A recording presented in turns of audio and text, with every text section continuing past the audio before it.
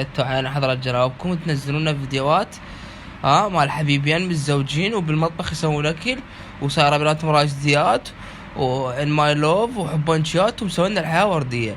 اوكي فكرت الزواج عن حب او معاناه التعلم ما تلقى الصخره اللي تحبها. وين القاها؟ وين كنت ما الوحده تحبني؟ هاي سالفه قول لقيتها حتى لو واحد يقنع روحه.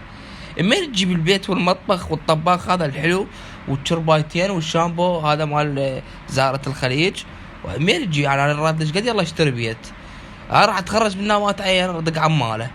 يعني ليش تعيشون ابوهم ليش؟ ماكو. يلا انت ايش قد يراد لك يلا تشتري قطعه بال40 سنه؟ ايش قد يلا تبنيها؟ طخ عمرك بال60 راح المشاعر ظهرك انزلاق وفقرات. بعد وين انت بدك تكبر تعجز؟ بعد وين مالك مشاعر حتى تحب وتعيش هاي السوالف؟ فليش تشترون هاي السوالف؟ بدك تفهم ليش تشترون هاي السوالف؟ حب ورومانسيات ومعيشين العالم بخيال.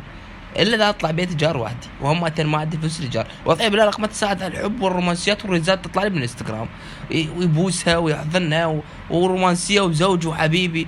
ماكو. انا عندنا عركات يا ما اطلع بيت وحدك يا ما تقعد وياك وعركات امك والمرة عركات يا ما تلقى مرة تتزوجها وتحبها السوالف.